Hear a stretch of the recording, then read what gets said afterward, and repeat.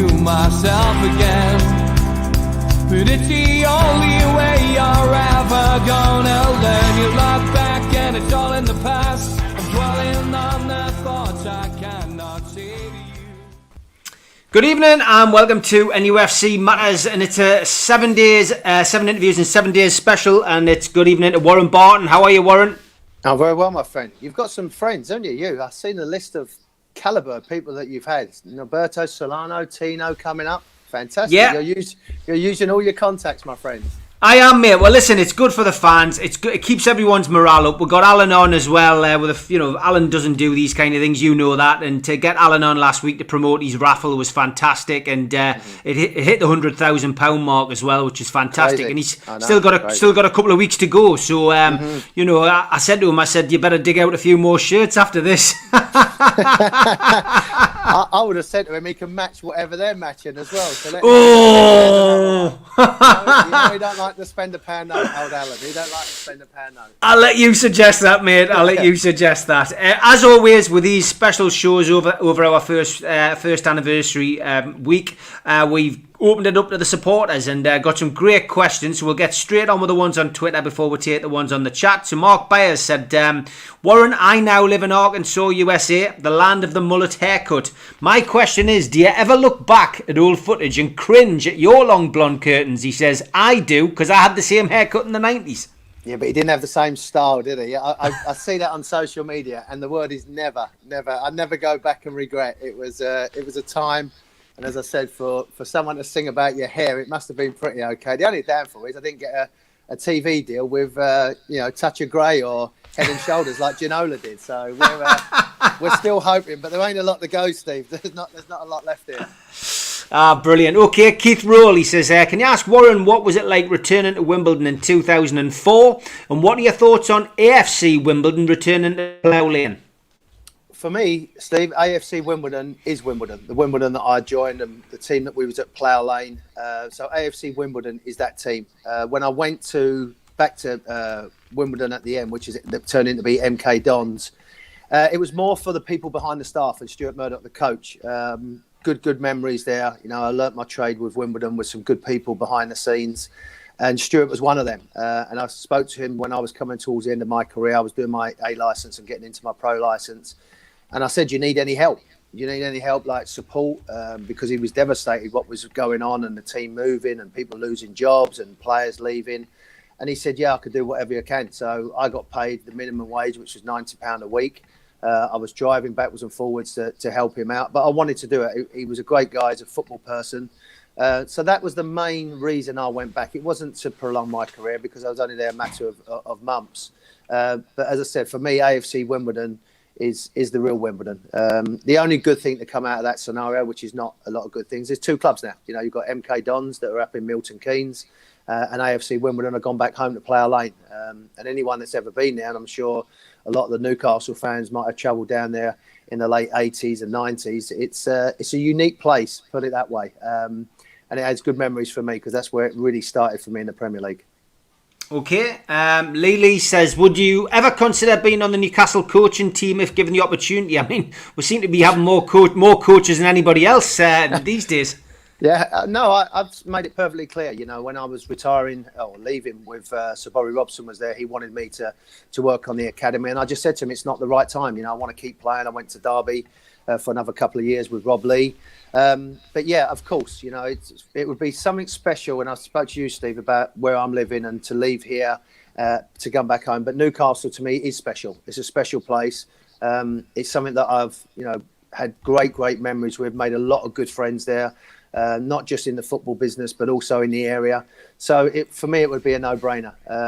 But obviously, it's not down to me. But there is a lot of staff on that bench. We certainly look like the NFL sometimes. We've got more staff than you do in the NFL. But we've managed to get a couple of results lately, which is great. And it's been by attacking. And we've been banging this drum for a year about let's go and attack teams, let's go and try and beat teams. So that would be my philosophy if I went to the club, whether it was in the academy. And Peter Ramage has gone back, who I knew very well in the States. He's now with the under-23s.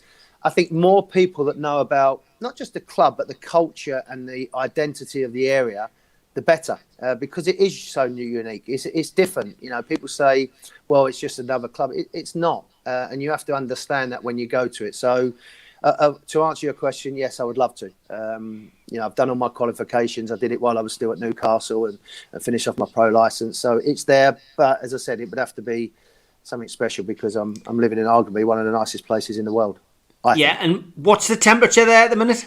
It's a little bit chilly actually. It's like mid 60s, coming up to just touching the 70s. So I've had to put the plants in the shade a little bit because I don't want them to fry at the moment. So I might send it back to you, Steve, as well. A little bit of sunshine. I know. I'm just looking outside. There's 2 foot of snow, mate. The girls have been having a snowball fight this afternoon. It's and it's -6. Yeah, you should go and build a snowman. After we've done this, go out there and go and build a snowman for them in the morning. But yeah, I'll send you a picture. Good man, I love it.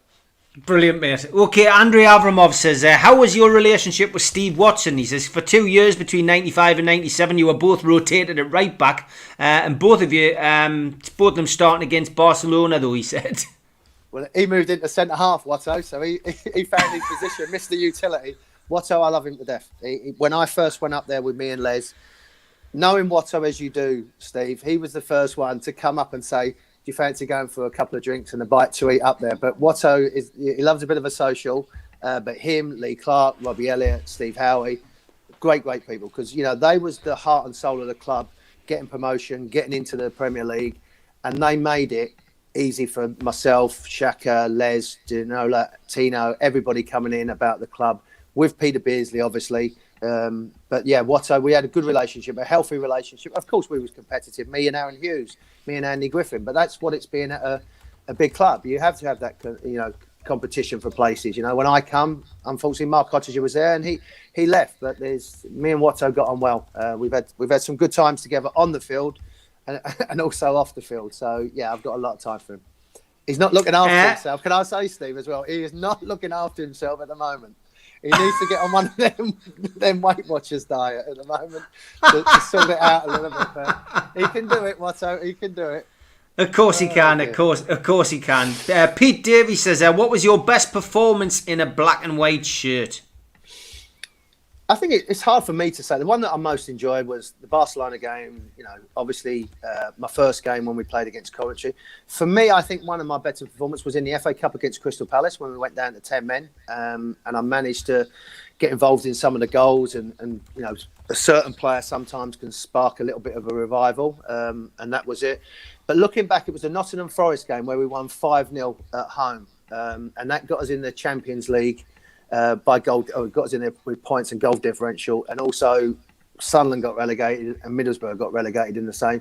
So that has a special feeling for me. But I've said to you before, I loved every minute of it. You know, whether it was starting the 160 odd games or being involved with 220 games off the bench, whatever it was, I enjoyed it. I loved the training. So yeah, they're the ones that stick out. Your first game was always a special one, but the Barcelona one, the FA Cup semi-finals were great. I was lucky. I've had a few, but the Nottingham Forest one was special. I was involved in quite a few of the goals. I was playing a more advanced role as well, which I enjoyed. But yeah, I let other people say if I played well or not. But I just, as I said, I enjoyed that game. Barcelona, of course, Tino and Keith Gillespie have got them together on Sunday, so that should be a laugh. Plus an interpreter, which we need, as you know, Warren. Is that for Keith? Yeah, for Keith. That's for Keith. As I said, that I think we've said it before. That I think that was people asking me my best performance. I think that was Keith's best performance in a black and white shirt. Tino will get the accolades for the hat trick and what he did against Barcelona, but Keith on that night was unplayable. He was sensational. So I think that would be one of the questions for the fans to ask him. But yeah, what a duo them two are, let alone on the field, off the field as well. So there we go. You'll have your hands full there, my friend. Yeah, at least I'm not walking around Newcastle with them, which I've done on more than one occasion. Laura says, are there any chants or songs from your time here that you can still remember now? There was a great one about Les, but I don't think I can't say about Les and Danny Bear, so I can't say that one. That was another one. Lots of good songs, and I tell you what was a funny one, Steve, and you know me and Rob Lee what we're like, is when we used to play away and the fans were saying we hate Cockneys.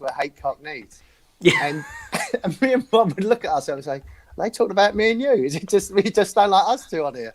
But No, all good. There was, as I said, funny songs, and that's what I do miss about being back home. Is the banter, the songs, and the humour that a group of fans can get together and think of a song up. They've done one about Mo Salah at Liverpool, and the Newcastle fans will come up one about Sunderland and Peter Reid and things like that. So there's a few songs, but obviously I think it was quite amusing when Les would get the story about Danny Bear. I can't repeat it because it's probably young people, but it was quite amusing because it was a good it had a good catch to it. Put it that way. Yeah, it definitely did. Sean Minto says, from any player from 1998 to current day, who do you think would have made the 95, 96 or 96, 97 team just that little bit better to maybe win us the league? So are there any players that you can think of who would have been, able to do that? Speedo. I might have thrown Gary into it. With that ability that he had, that balance on that left side. But I mean, then you're asking about Rob Lee and David Batty and obviously Lee Clark. No, I think when you look, you'd throw Alan, obviously, but then what you're going to do with someone else. But they're the two I would think. And, Shay Given as well, because I think I've always said, for me, I know Pav is a big fan, but Shay just had a little bit more once he grew into his career at Newcastle. Not at the beginning, because he had to work on his kicking. But I think at the end of everybody's career, where Pav was, Xhaka, and where Shay was probably, for me, a better package in the sense. But it's hard with the goalkeepers because they was all three outstanding goalkeepers. But I think, if you throw Al into that equation to make us stronger, obviously, and Gary Speed would be another one to go into. But other than that, no, I think Bez was outstanding as what he. I think Bez was probably our most underrated player that we had because I thought he was phenomenal. Keith was Keith, David was David, but yeah, we had a good team. And Peasy or Darren Peacock or Steve or Philip Albert on their day was as good as anything what we've seen. They could have probably done with a better right back, but we put Watto there. Mark Taylor says, hi Warren, was leaving St James's Park after games through different exits a deliberate tactic from the players to avoid signing autographs? He says he remembers Rob Lee would tell us where and when Alan Shearer would be coming out, so that's where the crowds would be waiting for him. No, we always used to come out, it was by the Players' Lounge, Steve, as well. It was the first door that you'd go through, and that's where you had to go. So that's where all the fans was hanging around waiting. But me and Rob, or Rob in particular, would say Alan would go further down the turnstile because his car would be there with kids and Lania and whatever.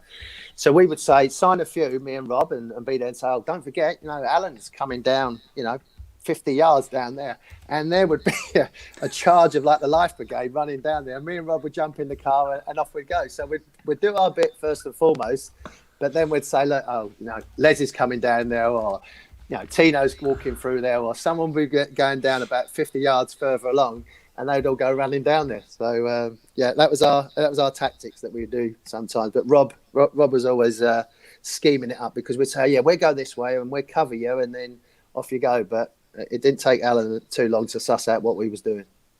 Yeah, Mark asks a slightly different way of asking the question. What would you change about that 12 points clear season to ensure that we won the title? Is there anything that you would, looking back, would you change?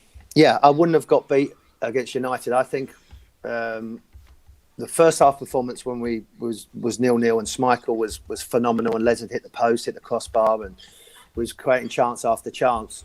I think we would have sat back and said, we ain't getting beat now. Get 0-0 out of this, whatever happens. But Kevin, and he's the way, and the club was at the time, go and prove to them again. That was our half-time talk. Go and show them again. Just, you've beaten them now. You just need a goal. You get one. You do what you do the following season when we beat them 5-0. But we didn't. We got by a sucker punch. So that would be the one thing that I would have definitely come up straight away and changed with that.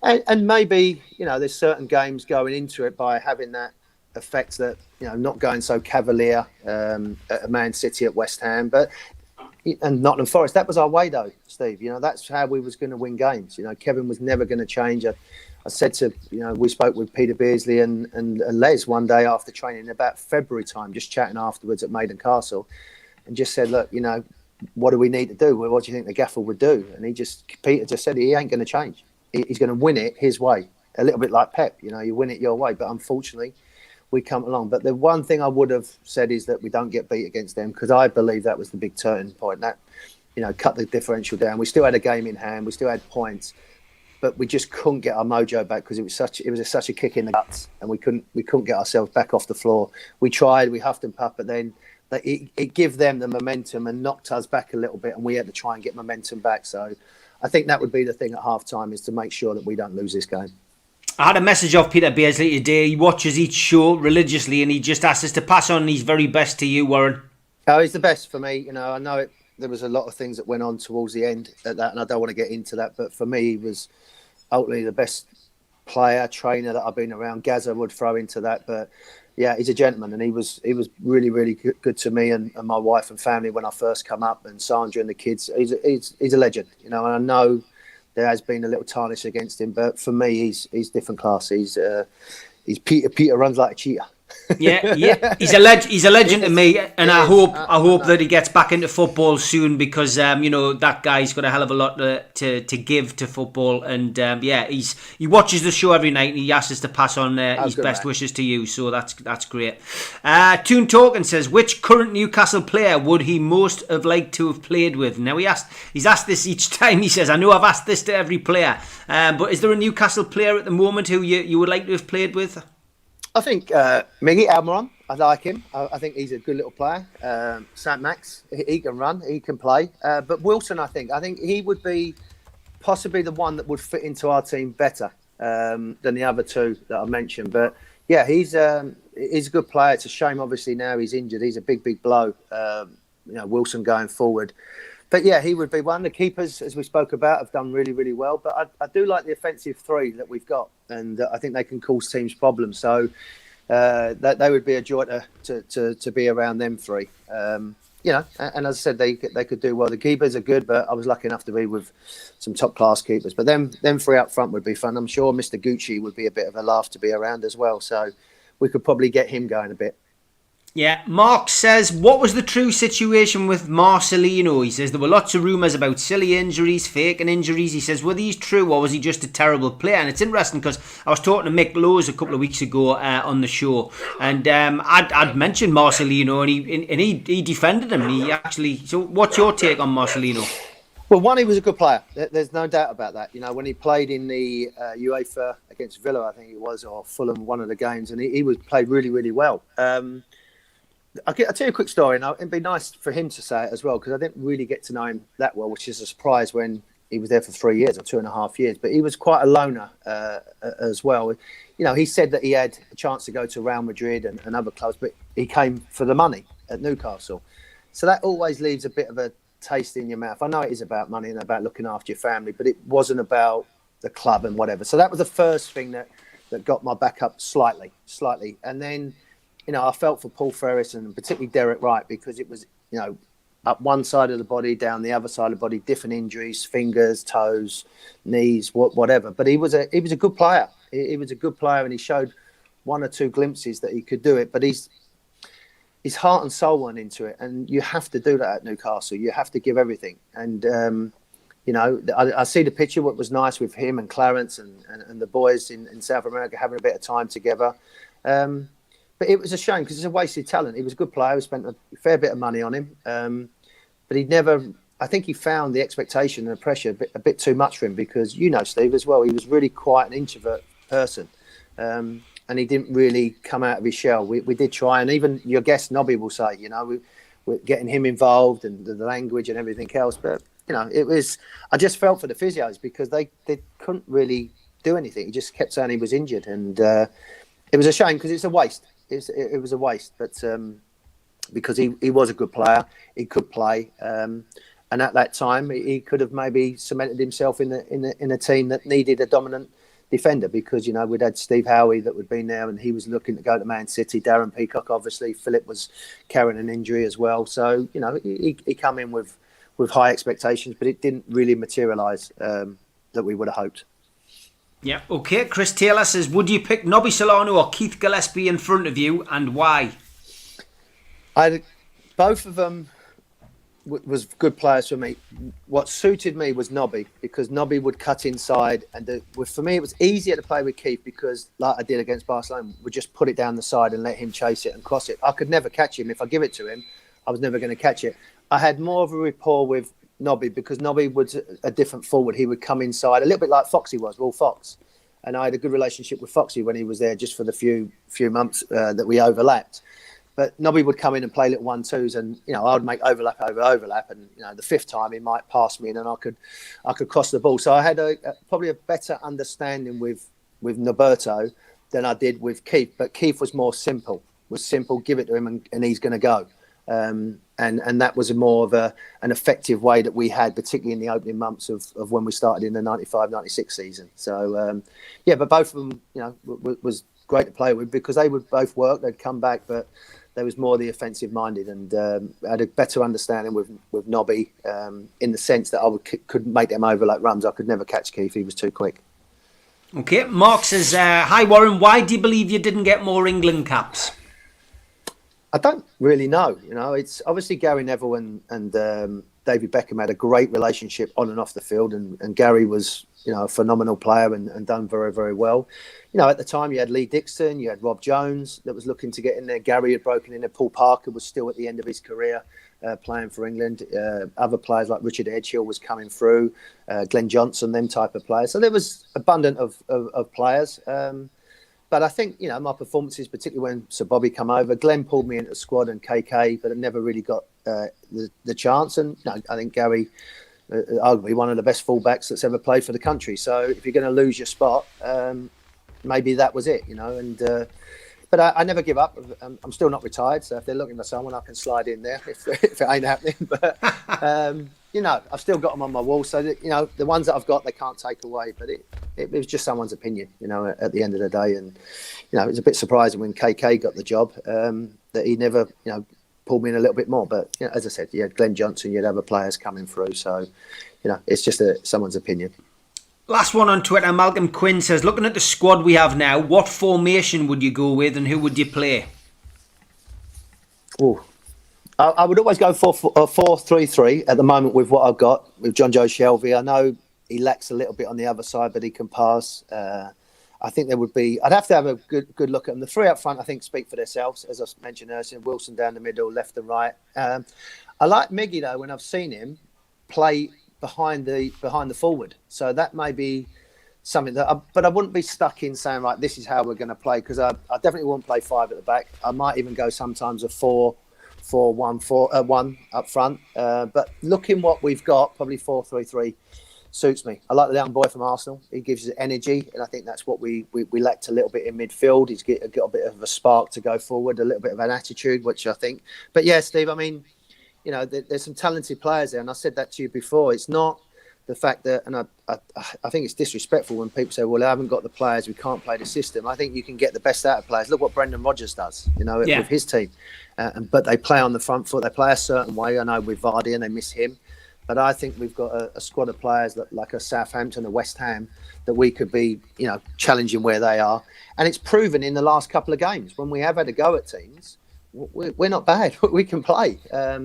So, you get a couple of more results, a bit more confidence. But, yeah, looking at 4-3-3 would be my way, because I don't think we've got any real genuine wide players that would, can cause too many problems in that respect. You've got players that can do a job, but are not enough that could, you could set a formation around at the moment. Yeah, fair enough. Okay, on to the questions in the chat. Tom Dixon says, Warren, how did you do when you went from playing coaching for Dagenham and Redbridge in 2005 to being LA Galaxy under-18 coach in 2008? Yeah, no, I went full circle. I told you when I went back to Wimbledon at the end, and then my good friend John Steele, who was at Dagenham and Redbridge and Maidstone when I first started in the late 80s, he'd gone back there, and I was finishing my pro licence, so I had that opportunity there. But always in my mind, Steve, I'd love being in America. I'd love the lifestyle, the positivity, how the country is, and the climate, obviously. And I had the chance to come over in 2008, and then straight away when I come over, a guy called Trevor James, who's actually coaching in Detroit at the moment, and he played actually for Sir Bobby. He was at LA Galaxy at the time, and our friend Rude was there, funny enough, but then he lasted about 6 weeks and got the sack, so there's no surprise there. But Trevor phoned me up and said, would I be interested in getting into it? And it was great for me to learn the American culture, the understanding of American players, the college system that they have, the academy system that they're trying to implement over here, the ideas, as I said, the culture, the understanding of how to train, when they train, what tournaments they go in. So that's how it materialised. You know, as soon as I got over here, I reached out to some people in the business in the MLS, and Trevor come back and said, would you like to be involved? And it was brilliant for me to have that idea. But then, you know, I got the media job in Fox, and that sort of took off, and was doing the Premier League, World Cups, Bundesliga, you know, whatever we're doing, it's been great to be involved watching games. So I was doing that for a number of years as well. But I do miss that. But what that opportunity did with TV allowed me to coach my kids through their middle school and junior school. So it was an opportunity for me to do that with them. Okay, Tom Lynch says, Warren, do you think the MLS would ever expand into a second division with promotion and relegation, or would Americans just not accept that concept? It's on the horizon, my friend. I don't think it's in this decade, but it's definitely there with a league called the USL, which is like the equivalent to the Championship. The problem you have is the people that have invested so much money in MLS, like Austin at the moment, you know, to buy a franchise is $135 million just to buy the franchise. Then you have to buy a stadium. That's another $100 million. Then you have to guarantee to pay the wages for the 3 years. That's another 100. So you're talking about like $500 million to get started. So what they don't want to do is say, well, you know, if that happens, if we get relegated, where do we go? They're not in a position at the moment, the MLS, with the TV deal and sponsorship deals to create that much revenue, in the sense that if you do go down, we can give you a parachute, not like we have in the UK. So there's still a little bit away, but it is being spoken about. It is out there, but it's not in the other major sports that they have, like NFL. You know, they don't have that. Baseball, they don't have it. So it's a little bit of a learning curve. But a lot of the owners are saying, well, if I'm investing $500 million, I don't want to be relegated in 2 years. I don't really understand why that would happen. But it is out there. It's a conversation that's been going on for a few years now, but the USL League is that type of league where they've got USL Championship, USL 1, USL 2. So they've already started a pyramid. But you can't get promotion and relegation. It's about if you've got more money, then you can move up. You've got more money, you go up another tier. So that's how they're looking to do that. But it's definitely out there. Good stuff. Darren says, Warren, you were part of the crazy gang at Wimbledon. What was it like playing for them and with Vinnie Jones? It was amusing, to say the least. What it did, it made me turn into a young, naive boy into what I think a Premier League man, because there was no holding back. You know, even when I walked in there at 18 years of age, you know, a bit wet around the ears and going in there, Vinny made it perfectly clear we played Everton, and there was a bit of an unusual bit of a scuffle in midfield with Vinny and a few of the boys. So I've gone running over there to sort of be peacemaker, break it up. Well, John Fashes bashed me with my arm, pushed me in there, went in there, half time, you know, Ray Hartford was going to have a conversation. Fashes grabbed me by the wall and said, don't ever do that again. It's always us against them. And that sort of stuck with me, you know, and I'd come through non-league with that sort of mentality, and being with them, you know, getting selected for England, and, you know, going into your car in the car park, Steve, and your tyres have been slashed, and you're thinking, oh, Vinny, why have you done that? Or John, or Dean Holsworth, or Robbie Earle, and finding out it was actually the owner of the football club that did it. So, you know, that's how all that togetherness and don't get carried away and we all stick as one was part of it. And yeah, great stories. I mean, we still have a WhatsApp now with people like Chris Perry and Robbie and Scalzi and Dean Howard. There's still Jason Newell. There's probably about 25 players that are still on there keeping contact. And actually one of the secretaries, David Barnard, who's with Chelsea on their executive board, and he's still involved with us. So I think that shows you a little bit what that club was like. And then we took that into Newcastle a little bit, and that's my mentality. And you know, Steve, when we go out, we'd all go out together. And when we did things, we'd make sure if we had a presentation that there'd be 7 or 8 of us. It's not just one person all the time doing it. So that togetherness and sticking together was a big part of it. Good stuff. Jeff says, what was your best goal at St James's Park for any team? Beating Spurs, I think, 1-0. I think that was one. With big 3 points for us. It wasn't a spectacular goal by a long means, but it was a decent goal. There's been 1 or 2 that show from my days at Wimbledon, at Ellen Road, and one at Anfield. You know, for me at that moment, was the equaliser against Anfield when I kicked the mic, because we were so bad in the first half and we managed somehow to drag ourselves back to a 3-3 in a dying seconds, only to be then Robbie Fowler goes down the end and scores against us. So from that point of view, it was a bit of a kick in the teeth. But just for that 90 seconds of scoring a goal and the euphoria that it has, the Spurs goal and obviously the one at Anfield was one of them special moments as well. Not classics by a long mean, but they still go in the back of the net. Like Alan always said to me, it just says sheer a goal. It doesn't say how you scored it. So, you know, whether it's his 45-yard volley or his one off of his knee and elbow and it goes in, it doesn't really matter. Of course it doesn't. Joe Walker says, what was it like when you first heard Newcastle were after you? Yeah, it was exciting. It was, you know, there'd been a lot of speculation with Celtic, Man City, Sheffield Wednesday. I'd actually spoken to David Dean at Arsenal.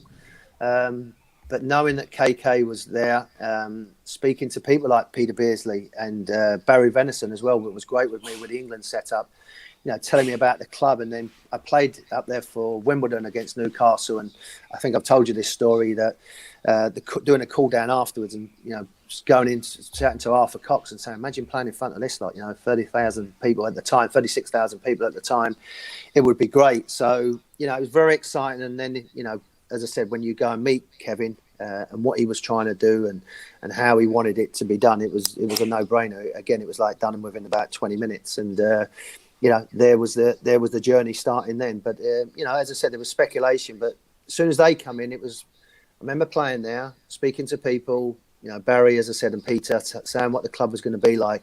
And then you go and meet Kevin. You know, it was quite an easy decision, to say the least. Andy Gibson's asking if you remember the game when Vinnie Jones had to go in goal. He keeps saying how well he played, Vinnie. We beat him in 6-1, so he kind of played that well. You know, he made some decent saves being Vinnie, and the character that he is, and he's a great person. You know, if you ever, what he is like is, you know, he is off the field. I don't know in your acting career, Steve, you've ever come across him. Yeah, I met him a couple of times. People that, you know, he's a lovely, lovely fella. And for him to go in goal and do that, but as I said, I keep reminding him. I said, we did get beat 6-1, so you can't be that bloody good. But Vinny being Vinny, the character that he's got, you know, it's come up a few times on the social media scene and things like that. But yeah, it was quite amusing. What was he like in training, asks Dunhill? He was great. You know, okay, yeah, was he a Peter Beardsley or David Ginola? No, he didn't have that. But to be fair to Vinny, he was out there every week. He made the best of what he had. He always trained. He was hardworking. He had people like Mick Hartford, who used to travel around the M25 with him. Mick was brilliant. You know, people would know him in the Northeast. He was one of the first, Mick Hartford, when we would finish training early on at Wimbledon, people asked me about that, to say, where are you going? Oh, you've got to do some extra. Mick was one of the first to make me think about, you know, learning your trade and doing a bit more rather than just turning up and going home and working on your trade. But yeah, he was great to be around. You know, as I said, in the players' lounge, he was fun, he was bubbly.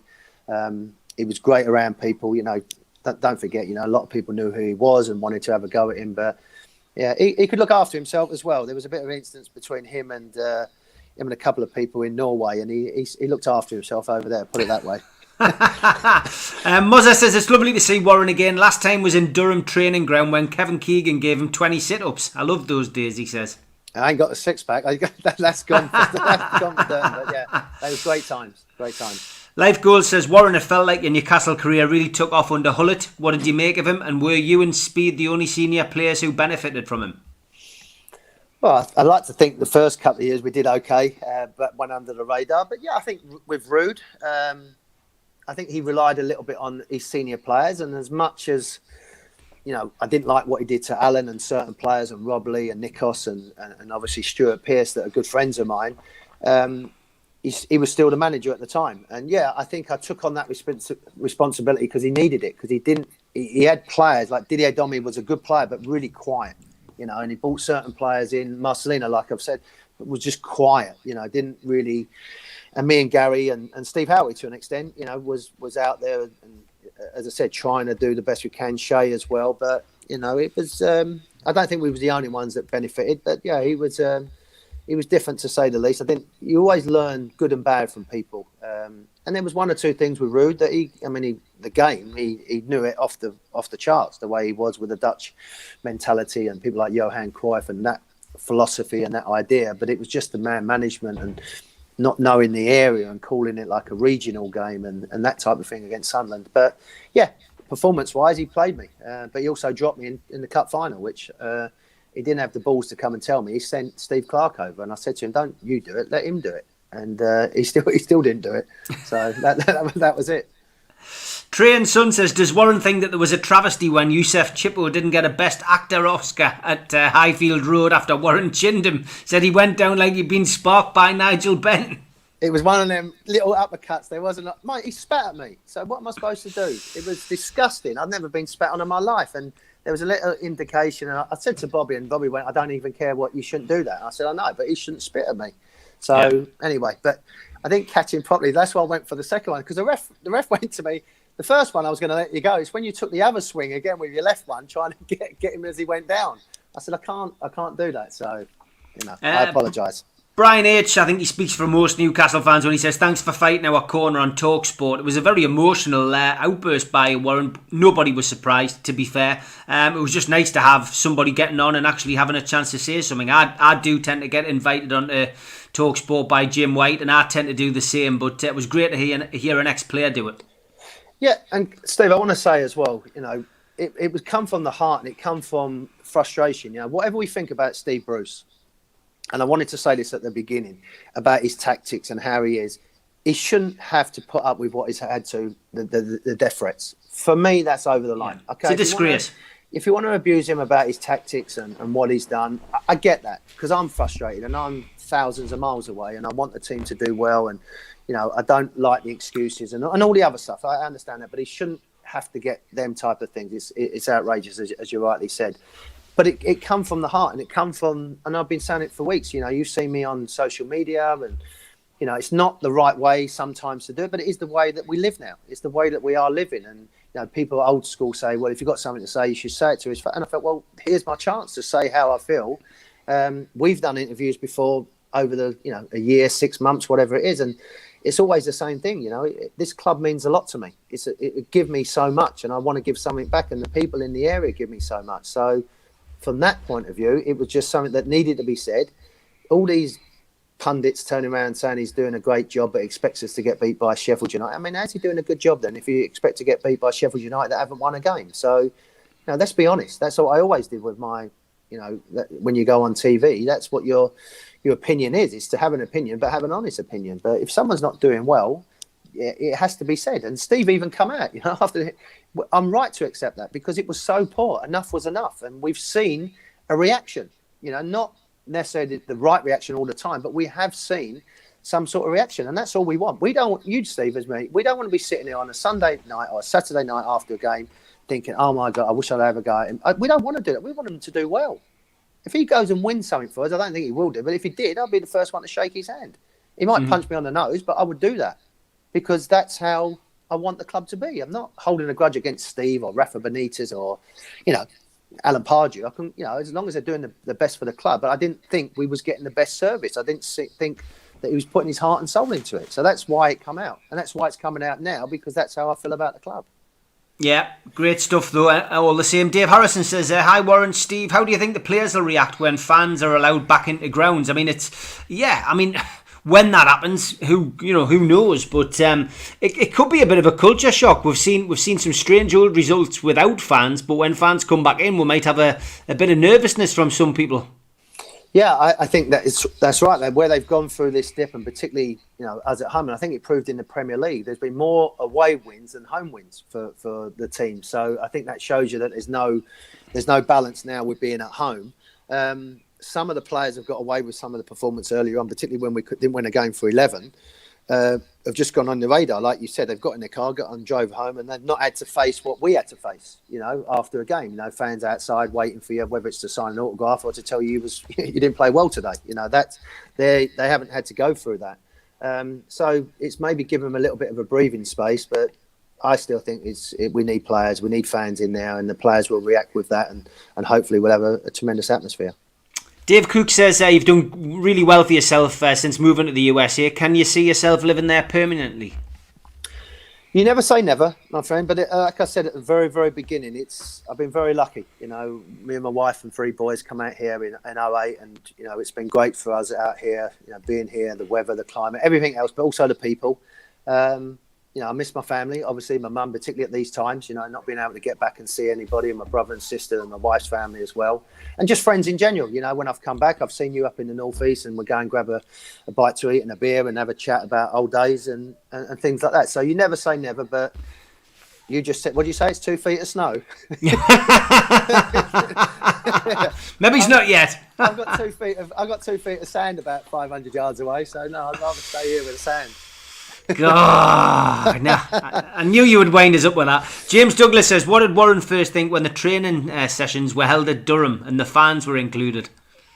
Don't forget, I'd been at Wimbledon, so we played at an area down there which had a graveyard at the end of the training pit. So that wasn't too much of a shock. But what was a shock for us, and I remember leaving the Gosford Park Hotel with the lads in the car, and you know, being 4,000-5,000 people.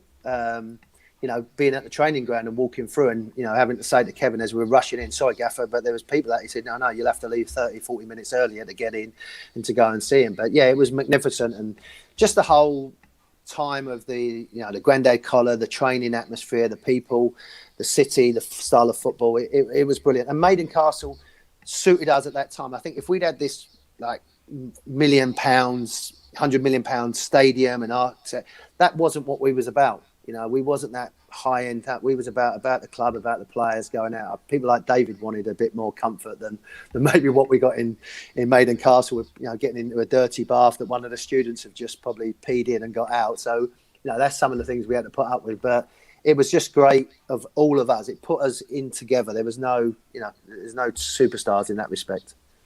Andrea says, my favourite Warren Barton goal was against Arsenal in 1998. They hadn't conceded a goal for ages, and Warren scored. We still lost 3-1 though.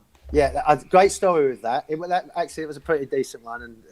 But Terry Mack, being Terry McDermott, went over to Arsene Wenger and said, because they'd broken their record, he went, here, stick up, you know, get hold of that, take that one. And Arsene Wenger went, we won the game. We won the game. But Terry had to go at him and just said, oh, look, there's your record. Take that, put that in your pipe and smoke it. And Arsene Wenger went, we've just won the game 3-0 or 3-1, so it doesn't really matter. But, yeah, it was a decent strike. Old David Seaman couldn't get close to it, so there's a bit of an anticlimax. But at least it broke their record. Tim Cairn says, Warren, after your knowledge on German leagues, can you see what the club saw in Joe Linton? Not in his position that he's played. He's not a number 9. I've said this from day one. When he played for Hoffenheim, he played where he's been successful, near a number 9, in and around that position. He's not that player. You feel for him a little bit because the price tag he can't do anything about, and then he's thrown into out of position playing as a forward, and then by adding insult to injury, you give him a number 9 shirt. Now, I mean, what chance has he got of playing there? So, you know, anyone that's bought him would have thought, no, he's better. He's not a 10, but he plays in and around. He's like a higher 8, so he can play in that position. And as I said, when he's had our better performances, he's played better with Wilson, so he's close to someone. He can't do it by himself. He can't hold it, and he never did it at Hoffenheim. So I do feel for him, but also, like I had to go through, you have to fight your way through it, and no one's going to. Well, they shouldn't feel sorry for you. You should have to get on with it and do better when you get that chance. But there has been examples where he's been thrown a little bit out to the wolves and not really been given a leg to stand on, really. Yeah. James Douglas says, has anyone in America asked you about your opinion for buying Newcastle?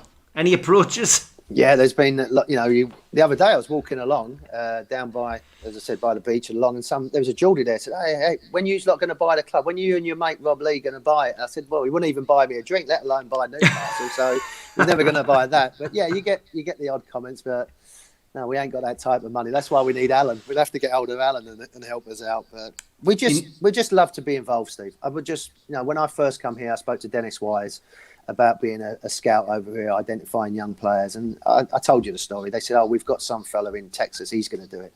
I don't even know who he was or whatever. So nothing ever materialised there. So, all we ever want, the ones that is the best for the club. We just want, to see them do well now, whether it's with Steve or whoever it's with, they just want the best. Mike Gents want to change the topic slightly. He says, what's your views on the Burnley takeover? Yeah, they seem to get a takeover done quite quickly. We've been going on for about six years. We can't get a takeover. It's another, again, when I played at Burnley for Derby towards the end of my career, me and Rob was there. And anyone that's ever been to Burnley and we bit that stadium, it's in, it goes in a dip, it's cold, it's the mountains, it's grey. And me and Rob Lee looked at each other doing a warm-up. It was a Tuesday night. It was pouring down with rain. And we went, it ain't supposed to end like this. It weren't supposed to. And now where you see what he's done, Sean, and bought the club and how they are and their players to attract, an investor to come in.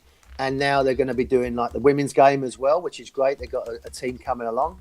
I think it just shows you the vast array of people that are interested in the Premier League. It's not just about the top six or about sleeping giants like Newcastle and Man City. It's about a team like Burnley, which is working man, getting people in. It's trying to take them to that next level, and it's a unique membership to be part of that Premier League members club, and it's good for Burnley. Good luck to them. They're a good football club, a proper football club, and Sean's done a good job over there. They know the limitations. They're not trying to be anything they're not, and that's why they're being competitive. I mean, they've got a bit of a fight this season, but I'm sure they got enough to get out of it. James Douglas says, how was Kenny Dalglish compared to Kevin Keegan? Chalk and cheese on the kind of manager is different. Yeah. I mean, both really good with players. Kenny, to his detriment, was maybe a little bit too protective of us. When he'd go out to the media. KK wore his heart on his sleeve, as we've seen at Ellen Road. But Kenny would always protect his players in the media. Sometimes, and I've said this to Kenny, he probably needed to say, we was crap today. So Bobby Robson did it when we played Charlton. He come out publicly a Sunday night game and said we was awful. These players was terrible. They should be ashamed of what they. You need to be told the truth. But Kenny would never do that. He did change our style in the sense that we would be more difficult to beat, and by doing that, we go to Highbury and win 1-0, and end up being in the Champions League. We got to an FA Cup final with him as well. But just his personality was totally different to what the North East had been used to, what Newcastle had been used to, like an open book. Kenny wanted to have limited time with the press being there, fans not maybe there on a Friday at training. There were certain things like that he wanted to do, and it sort of backfired a little bit because the fans wanted to be there and they expected to be there, and that's where the club, and like I've always said to you, is different to any other club, and you have to take that on board. Yeah, Chippers just wants to know what Duncan Ferguson was like in training. Was he a nutter? He never trained. He was always injured. Haven't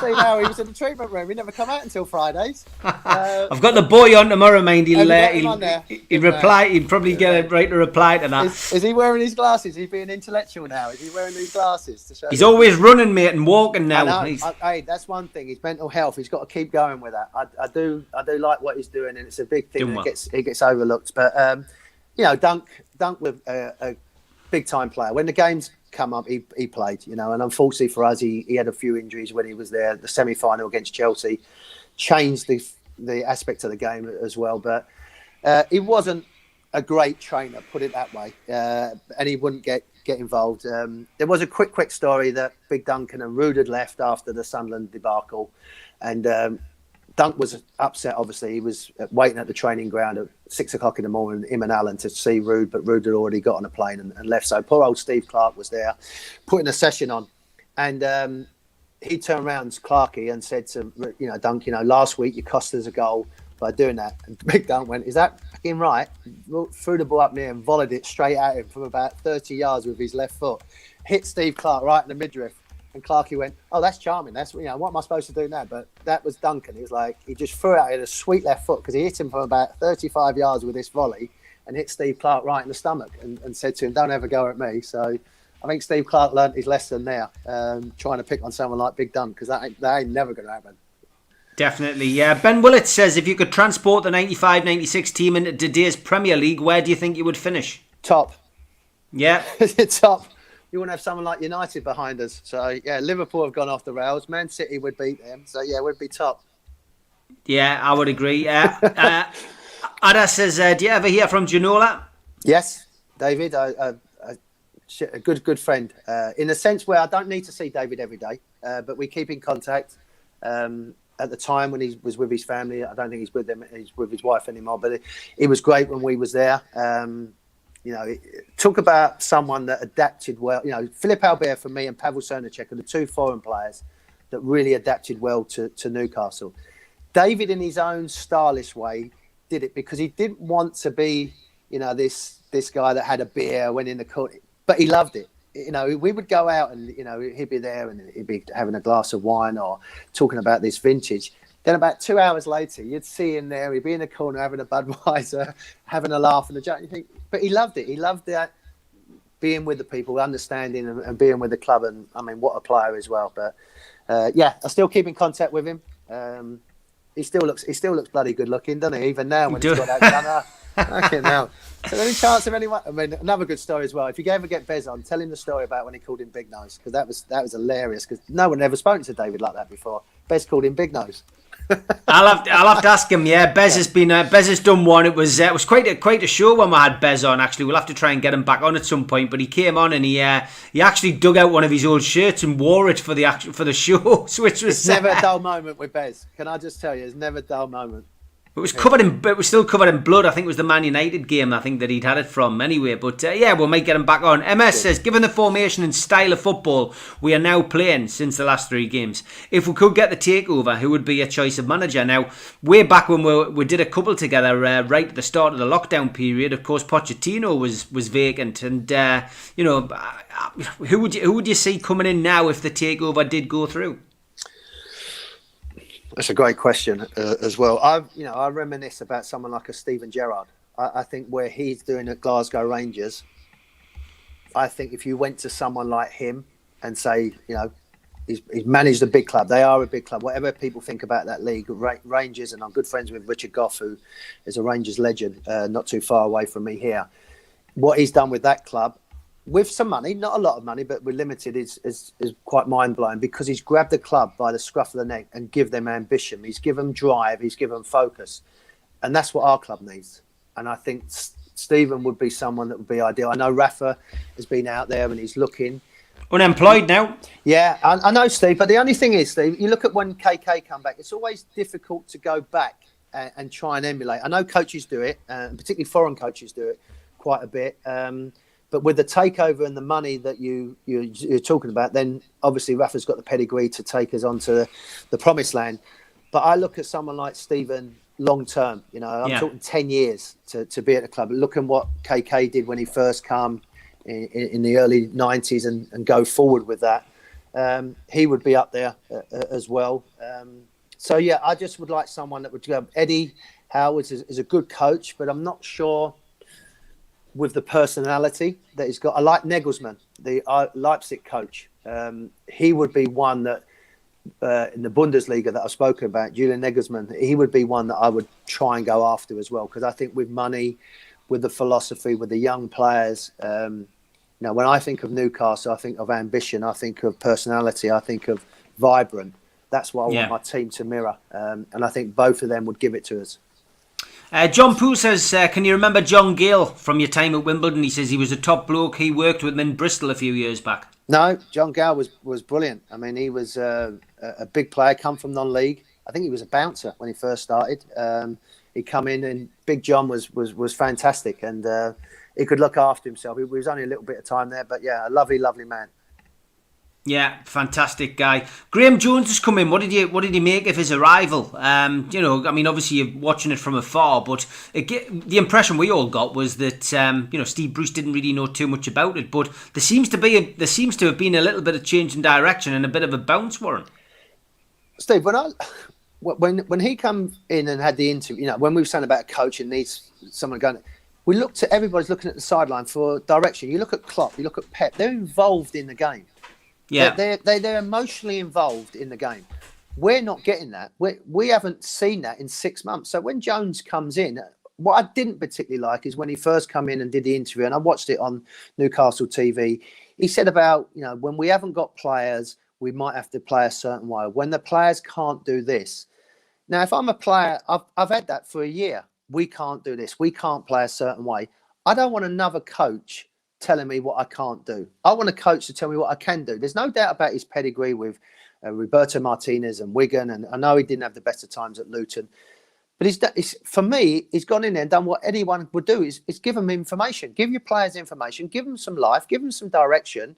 And these players will go. That's what this club, and going back to what I've said, this club needed to be leaded. It needed a leader. It needed someone to lead a group of men going forward. Now, Jones has come in and just give these players a bit of identification and a bit of knowledge and a bit of guidance, and they've took it on board and won games. Gone to Everton, was outstanding. Won at home, Southampton. The first 30, 40 minutes was some of the best. I know Southampton have like half beaten up and they haven't got their best team, but you're still beating the opposition that's in front of you.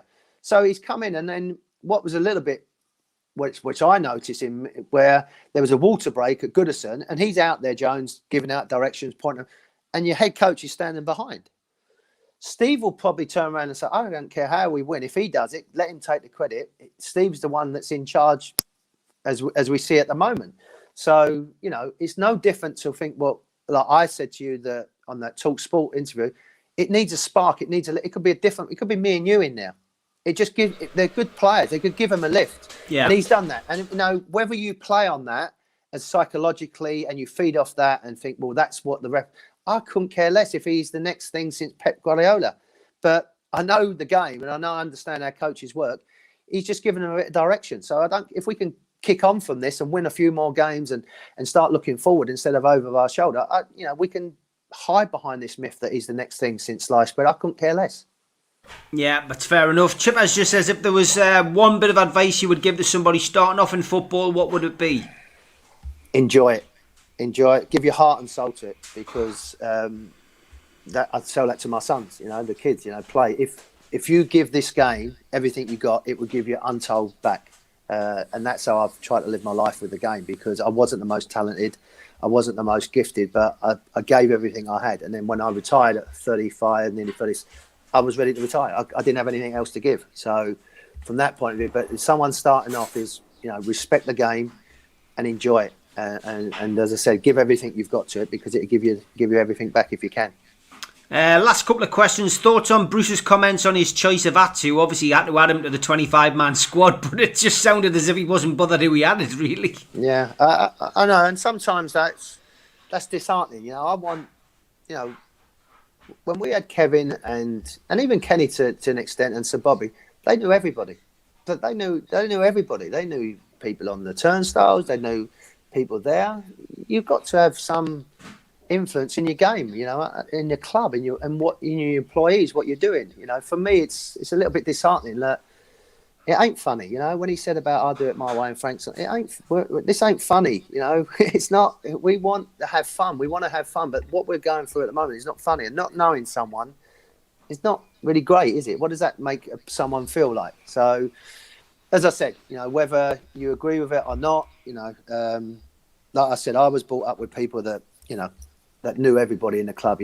Bobby Robson would walk into the lounge or walk into the club shop and hi Susie, hi this, hi that, and he would know people and he would give people his time, and that's what part of your job and criteria is at being a club and being the manager of that club.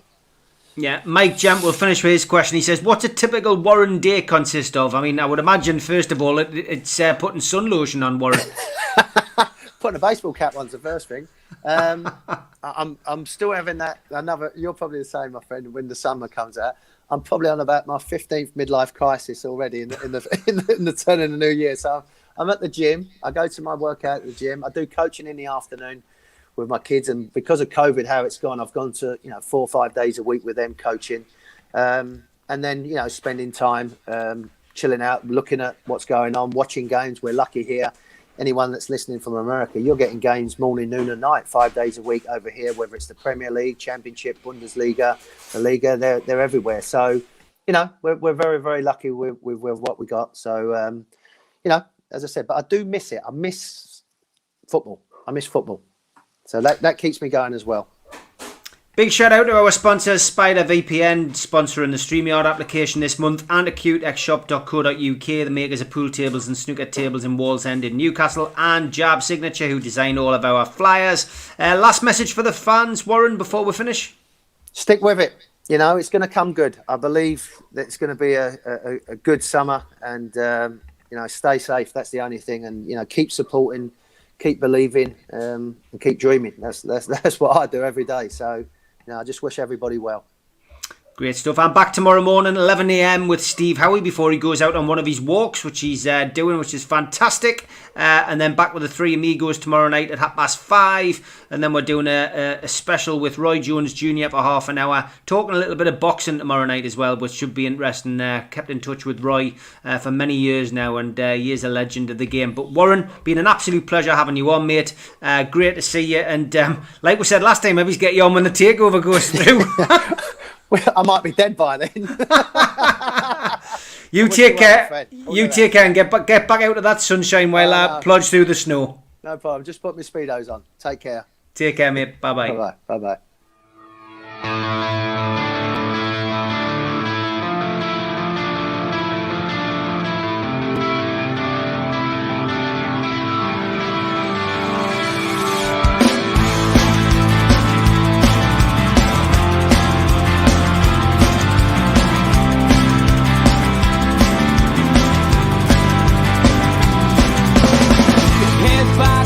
Critics attack. It feels like I've been talking to myself again.